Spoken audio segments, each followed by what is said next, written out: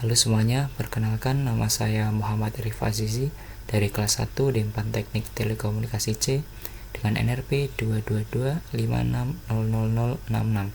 Di sini saya akan membahas penerapan konsep elektromagnetika dalam kehidupan sehari-hari, yaitu pada kulkas elektromagnetik. Pertama, kita harus memahami pentingnya kebutuhan akan pendinginan. Pendinginan bukan lagi suatu kemewahan, namun sekarang menjadi suatu kebutuhan baik untuk makanan maupun manusia.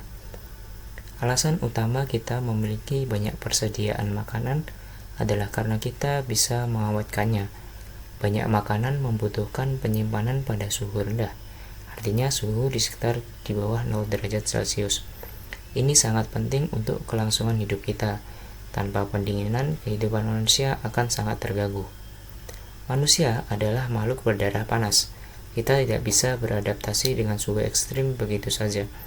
Tubuh kita memang punya sistem pelepasan panas, namun sistem itu memiliki batas, dan panas berlebih bisa berbahaya bahkan mematikan. Karena itu, pendinginan menjadi hal yang sangat serius. Akibat pentingnya hal ini, pendinginan menjadi salah satu konsumsi energi terbesar. Selanjutnya, kita akan bahas konsep dingin. Secara ilmiah, tidak ada yang namanya dingin. Yang ada hanyalah ketiadaan panas. Dalam sains digunakan skala Kelvin yang memiliki titik 0 absolut. Tidak ada suhu di bawah 0 absolut. Dalam kehidupan sehari-hari, kita menggunakan Celcius berdasarkan air. Dari 0 derajat atau membeku hingga 100 derajat atau mendidih. Namun inti dari pendinginan sebenarnya adalah menghilangkan panas dari suatu sistem. Itulah sebabnya sistem pendinginan disebut heat pump, karena mereka memompa panas dari satu tempat ke tempat lain, misalnya dari dalam ruangan ke luar ruangan. Hal tersebut merujuk pada prinsip dasar termodinamika bahwa panas tidak bisa mengalir secara spontan dari benda dingin ke benda panas. Secara alami, panas selalu mengalir dari suhu tinggi ke rendah.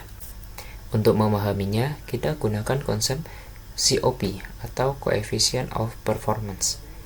COP adalah parameter yang digunakan untuk mengukur efisiensi dari sistem pendingin, seperti AC dan kulkas, atau sistem pemanas, seperti heat pumps.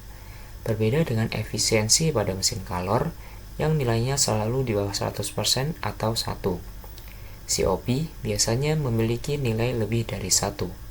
Hal ini memungkinkan karena energi listrik yang digunakan tidak diubah menjadi panas, melainkan digunakan untuk memindahkan panas dari satu tempat ke tempat lain. Contohnya, jika kita memasukkan 100 watt energi, kita bisa mendapatkan lebih dari 100 watt efek pendinginan. Karena kita tidak menciptakan energi, kita hanya memindahkannya. Misalnya, COP sebesar 3, maka 100 watt akan menghasilkan 300 watt pendinginan. Inilah mengapa bagian kondensor terasa panas, karena membuang panas dari dalam ruangan. Selanjutnya bagian permasalahan. Masalahnya, kebutuhan pendingin sangat besar, terutama karena pertumbuhan kelas menengah semakin banyak. Banyak orang mampu membeli AC dan kulkas. Akibatnya, konsumsi energi meningkat drastis. Sekitar 1/5 energi dunia digunakan untuk pendinginan. Itu merupakan angka yang sangat besar. Karena itu, peningkatan efisiensi sekecil apapun bisa menghemat energi dalam skala besar. Salah satu cara paling mudah untuk melihat di mana energi terbuang adalah melalui kebisingan dan getaran dari kompresor. Karena energi tidak bisa diciptakan maupun dimusnahkan, maka kebisingan dan getaran tersebut sebenarnya merupakan energi yang terbuang.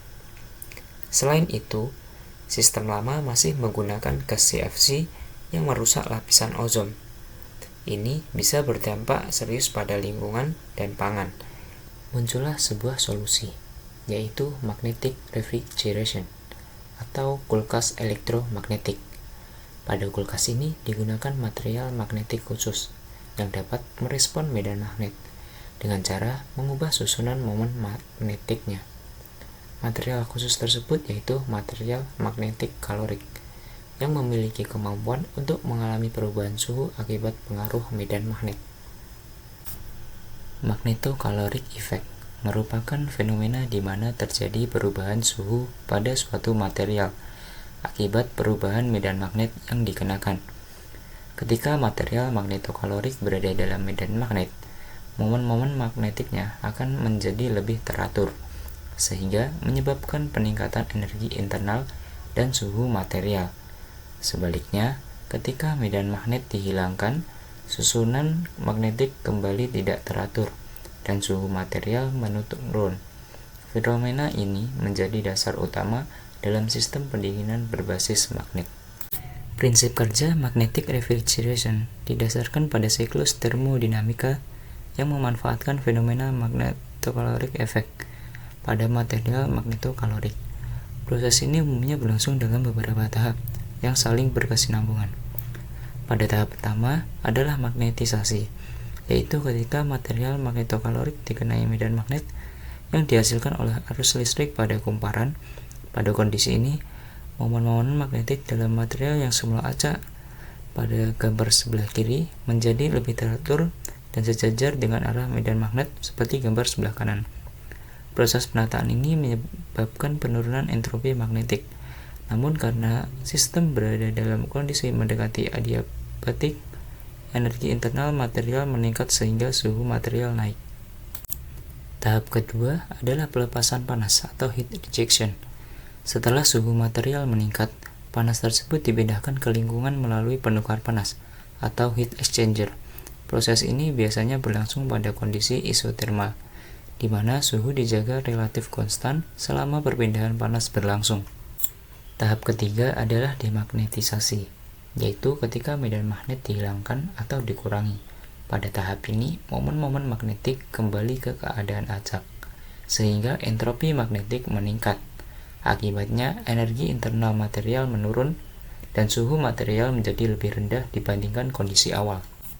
Tahap keempat adalah penyerapan panas atau cooling process. Material yang telah mengalami penurunan suhu kemudian digunakan untuk menyerap panas dari ruang atau sistem yang ingin didinginkan. Proses ini menyebabkan suhu lingkungan menurun sehingga tercapai efek pendinginan. Keempat tahap tersebut berlangsung secara siklik dan berulang, sehingga menghasilkan sistem pendinginan yang kontinu. Dengan memanfaatkan perubahan medan magnet untuk mengontrol suhu material, teknologi ini mampu menghasilkan efek pendinginan tanpa gunakan refrigeran berbasis gas, sehingga lebih ramah lingkungan dan berpotensi memiliki efisiensi energi yang lebih tinggi dibandingkan sistem konvensional. Untuk selanjutnya, yaitu kelebihan dan kekurangan kulkas elektromagnetik. Kelebihannya pertama, ramah lingkungan. Kulkas elektromagnetik tidak menggunakan gas refrigeran berbahaya seperti freon atau HFC yang dapat merusak lapisan ozon dan memicu pemanasan global. Kelebihan yang kedua, tingkat kebisingan rendah. Kulkas elektromagnetik beroperasi lebih tenang karena tidak memerlukan kompresor mekanik seperti kulkas konvensional. Kelebihan yang ketiga, umur pakai lebih panjang.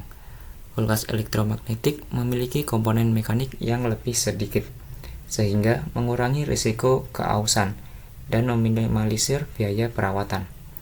Kelebihan yang keempat, efisiensi energi potensial. Secara teoritis, mampu mencapai efisiensi yang lebih mendekati siklus Carnot dibandingkan sistem pendingin gas. Untuk kekurangan, yang pertama, biaya produksi tinggi, penggunaan material magnetokalorik khusus, dan sistem magnet performa tinggi masih sangat mahal. Untuk kekurangan yang kedua, keterbatasan material. Masih sulit menemukan material yang memiliki efek magnetokalorik signifikan dan stabil pada berbagai rentang suhu, terutama pada suhu ruang. Untuk kekurangan yang ketiga, kekuatan medan magnet. Membutuhkan perlindungan atau shielding tambahan agar medan magnet yang kuat tidak mengganggu perangkat elektronik lain di sekitarnya. Itu saja yang dapat saya sampaikan. Semoga apa yang saya sampaikan dapat berguna bagi kita semua. Terima kasih.